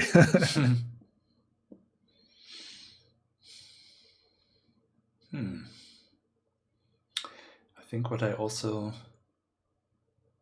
well, I guess it's not directly a pet peeve, it's just something where I sometimes wish that wasn't so. Day-night cycles that are too quick. And like Gothic for me is like right on the border of getting annoying, because it's relatively easy to like reset to the morning, but I do that a lot. Because I want to interact with people, and I guess at night they're not talking to you and stuff, and so it's, if that happens too quickly, then I'm kind of like, ugh, why?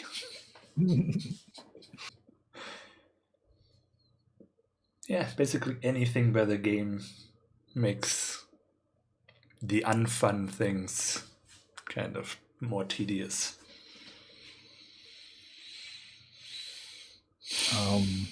It reminds me, fixed stuff on tables in like 3D third person or first person role-playing games where there's like stuff you should be able to interact with that's just fixed in the level.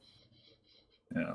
Also, it's just mostly for me, it's, I think, immersion breaking, or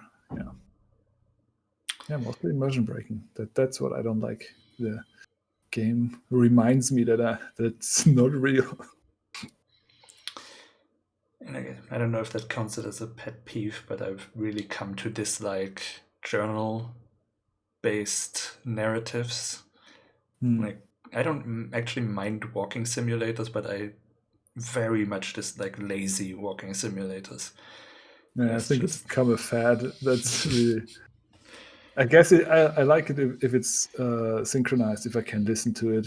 But if I have to read it, no, thank you.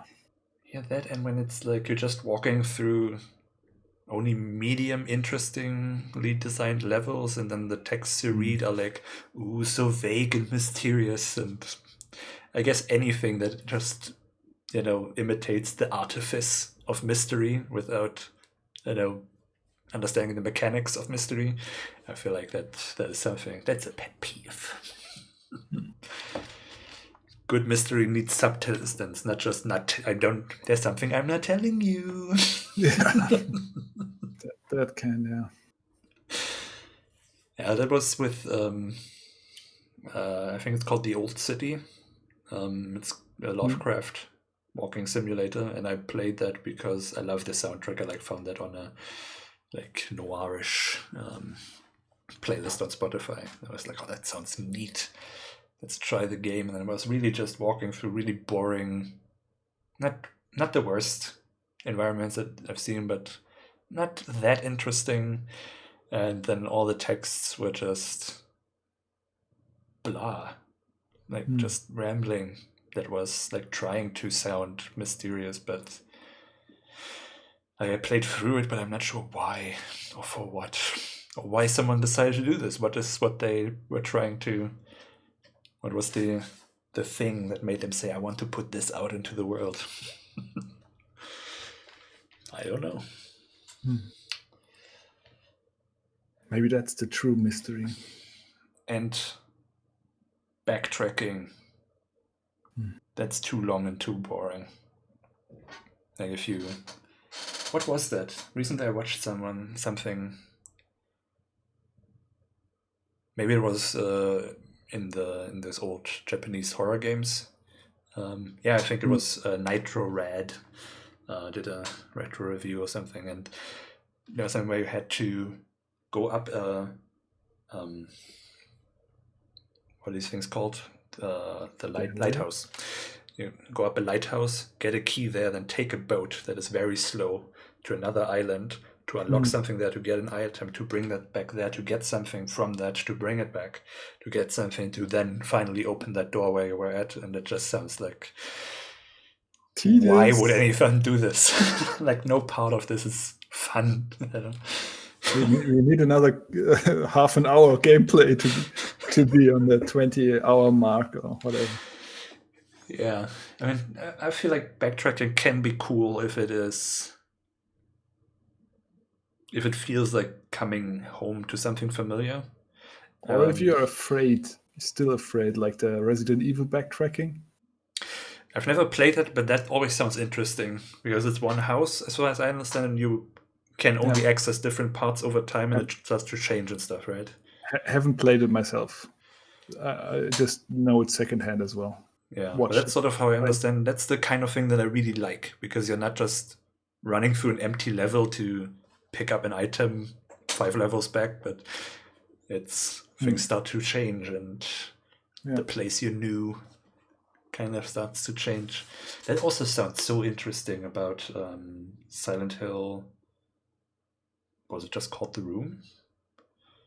I think the 4th one. I don't know. Because But you kind of wake how up. about you think about it and I go pee, because I really have to pee, and I think we're gonna go for talk it. more than a couple of minutes before we stop. Well, I guess we should stop soon. But yes, The Room. That's a game that looks interesting. I'm gonna have to try that sometime.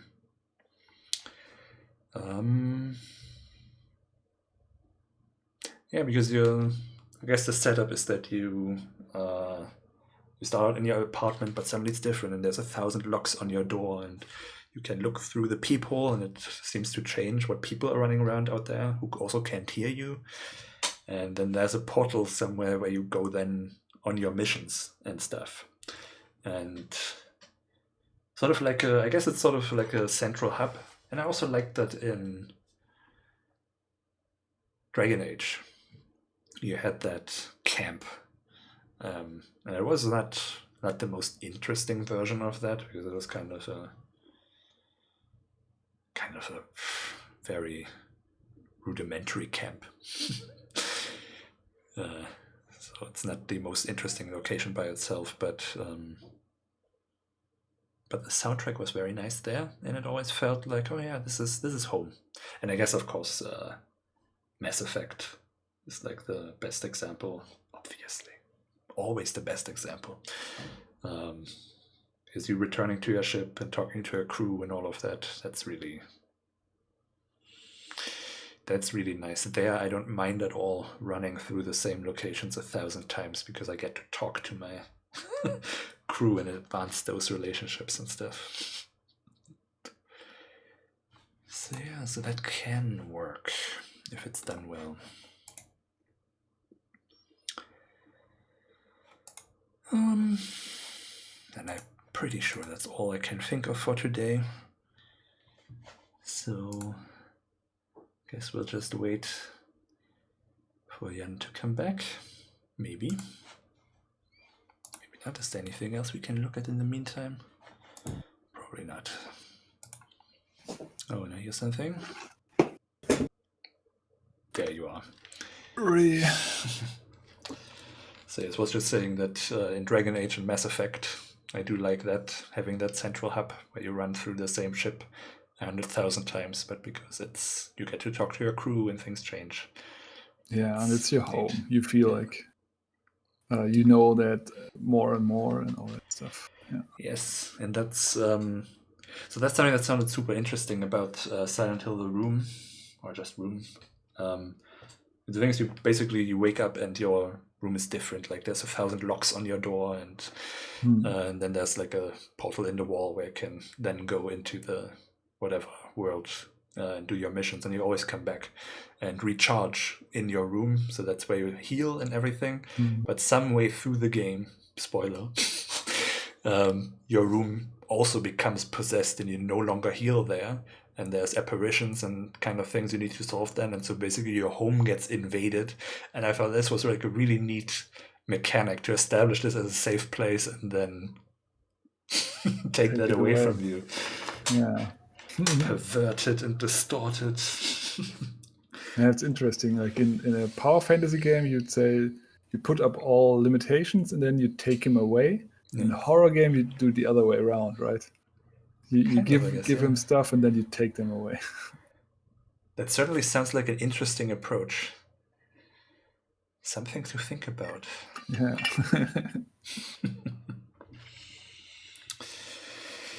So yeah, I think we've exhausted everything there's to exhaust.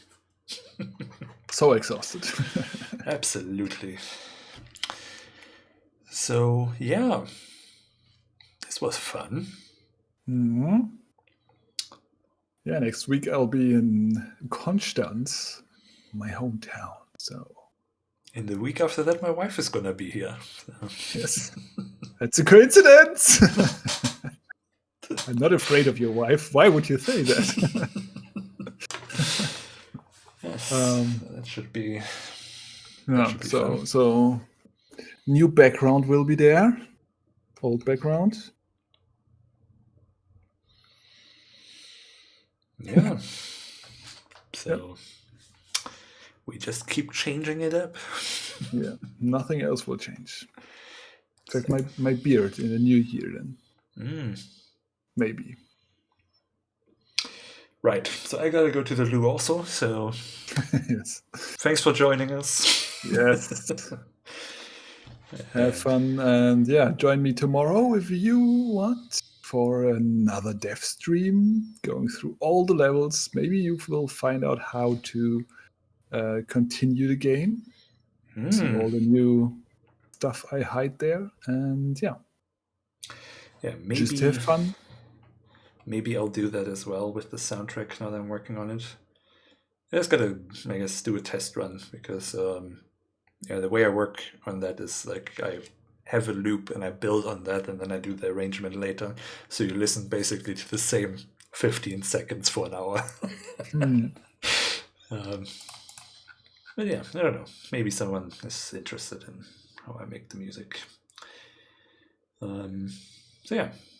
Anyway, have a nice weekend. Yes. Bye-bye. Bye.